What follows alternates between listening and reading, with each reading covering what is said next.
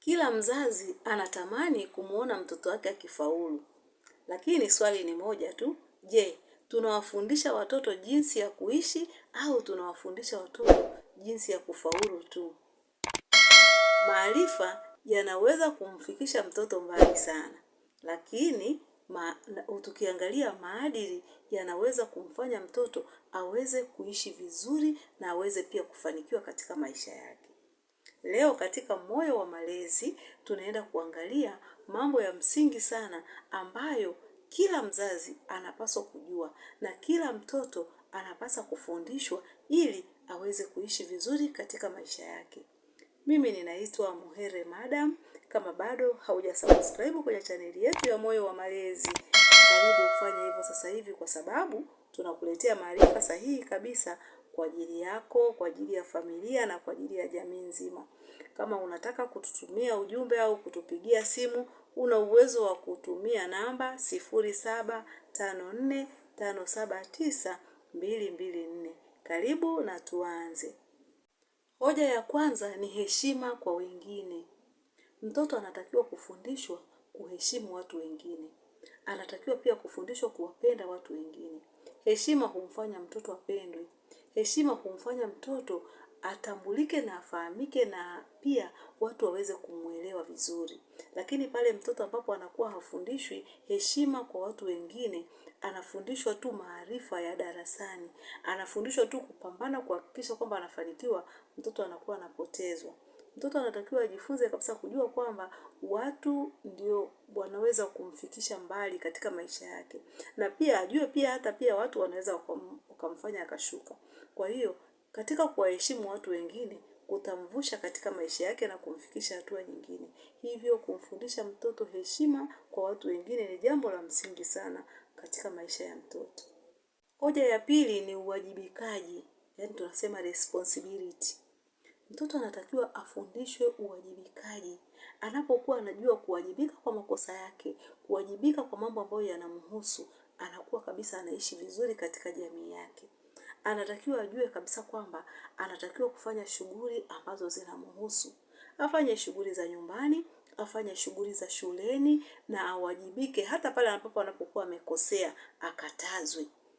Huo ni uwajibikaji. Sio kila kitu mtoto anachofanya kikubalike. Vitu vingine lazima akatazwe, lazima awajibishwe kwa kile ambacho amefanya kama ni kibaya. Akifundishwa uwajibikaji, mtoto anakuwa akiwa anajua kabisa kuwajibika kwake na kuwajibika kwa watu wengine na kwa jamii yake. Mtoto asiyefundishwa uwajibikaji anakuwa anapotea. Anakuwa anajijali yeye kuliko kujali watu wengine, kuliko kujali mambo ya msingi. Anakuwa ni mvivu. Pale atakapokuja kuwa anafundishwa sasa, anapokuwa amekuwa mtu mzima, anaona ni kama mateso, anaona ni kama ananyanyaswa, anaona ni kama anasumbuliwa. Kwa hiyo uwajibikaji ni jambo la msingi sana watoto kufundishwa. Hoja ya tatu ni uaminifu, honesty. Kusema ukweli ni ngumu lakini ni muhimu sana. Mtoto afundishwe kusema ukweli. Afundishwe kuwa mkweli daima katika mambo yake. Kila anapofanya jambo au anapokuwa amekosea, ajaribu kusema ukweli kwamba hapa nimekosea na asaidiwe. Mtoto anapofundishwa kusema kweli, anafundishwa kuwa raia mwema na atapendwa na watu wengine. Atakuwa ni hata kiongozi ambaye baadaye anakuwa ni kiongozi mzuri, kwa sababu anakuwa ameanzia tangu chini, amefundishwa kusema ukweli. Amefundishwa kwamba uongo ni mbaya. Uongo utamsaidia mtoto kwa muda mfupi tu, lakini ukweli utamlinda katika maisha yake yote. Kwa hiyo ni jambo jema sana kwa wazazi, walezi, walimu na wanajamii na watu wanaopenda watoto. Tuhakikishe tunawafundisha watoto kusema ukweli. Tunawafundisha watoto kuwa waaminifu. Tunawafundisha watoto yani kujali kwamba uongo ni njia tu ambayo ni fupi. Ni njia ya muda mfupi tu ambayo mwisho wa siku inampeleka mtoto katika ubaya. Kwa hiyo afundishwe kabisa kuwa mkweli. Hoja ya nne ni uvumilivu na subira. Mtoto afundishwe kuwa mvumilivu. Si kila kitu anachotaka atapata. Maisha si rahisi kiasi hicho. Kwa hiyo mtoto afundishwe kuwa na subira. Pale anapokuwa vitu vipo apate. Pale ambapo kunakuwa hakuna pia ajue kabisa kwamba hapa hakuna. Anapofundishwa kusubiri, inamsaidia kwenye maisha yake. Ataishi akiwa ni mtu mwenye subira. Hata atakapokuwa na changamoto ana uwezo wa kuvumilia. Lakini mtoto ambaye hafundishwi kuvumilia, hafundishwi kuwa na subira. Maana yake wakati wowote anapokuwa anataka kitu, yeye anataka apate tu. Hajui kwamba kuna kukosa. Hiyo ni mbaya sana. Hata anapokuwa mtu mzima anakuwa hana subira, anakuwa hawezi kupambana, anakuwa ni mtu ambaye anakata tamaa tu, kwa sababu anakuwa anajua kwamba kila saa ni muda wa kupata tu, na wakati wa kukosa anakuwa ni mtu ambaye ana majonzi na huzuni, kwa sababu hakufundishwa kuwa na subira. Hoja ya 5 ni upendo na huruma, empathy. Ulimwengu unahitaji watu wanaojali wengine. Ulimwengu unahitaji watu wanaopenda wengine. Mtoto afundishwe kupenda watu wengine. Ajijali yeye na ajali watu wengine. Mtu anayewapenda watu wengine kama anavyojipenda yeye, na yeye hupendwa pia. Kile ambacho anawafanyia watu wengine mara nyingi unakuta kinamrudia. Kwa hiyo mtoto afundishwe kuwapenda watu wengine, kuwajali watu wengine, kuwahurumia watu wengine. Mtoto mwenye huruma, mtoto mwenye upendo, mtoto anayejali ni mtoto ambaye hata kesho anapokuja kuwa kwenye madaraka, anapokuja kuwa kiongozi, anakuwa na ile tabia ya kuwapenda watu wengine, anakuwa na ile tabia ya huruma, tabia ya kujali watu wengine. Mtoto ambaye hakufundishwa kupenda watu wengine, kuwajali, kuwahurumia, hata anapokuja kuwa kiongozi, anakuwa hana ule moyo wa kuhurumia watu, anakuwa hana ule moyo wa kuwapenda watu wengine, anakuwa hajali, anajijali mwenyewe, kwa sababu hiyo vitu hakufundishwa tangu mtoto. Tuandae watoto kuwa viongozi wema wa kesho, ambao watapenda watu wengine, ambao watajali na watahurumia watu wengine. Hivi vitu vinafundishwa.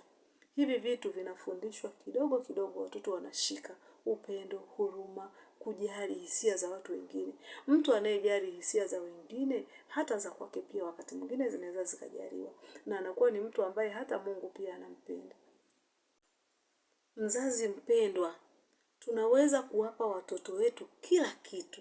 Elimu nzuri, mavazi mazuri, maisha mazuri, lakini bila maadili inakuwa ni kazi bure.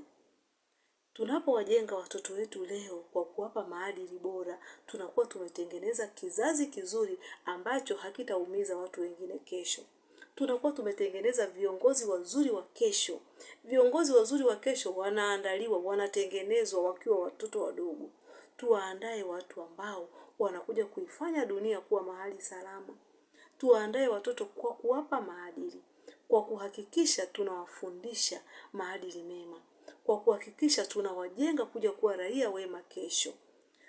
Kwa kuhakikisha hatutengenezi kizazi chenye uhasama, kizazi chenye ugomvi, kizazi chenye visa. Tunajenga kizazi bora, tunajenga kizazi imara, kizazi ambacho kitakuwa kinahurumia wengine, kinawapenda watu wengine. Bila shaka umejifunza kitu kipya siku ya leo. Tuambie kwenye komenti, ni maadili gani wewe unampa mtoto wako? Ni maadili gani wewe ambayo unaona yanafaa kuwa kwa watu wengine ambao ni watoto? Tuambie kwenye komenti vitu gani ambavyo tunaweza kuongezea kwenye hii mada yetu. Na utuambie pia tuje na mada gani tena nyingine ambayo itafuata. Asante na Mungu akubariki.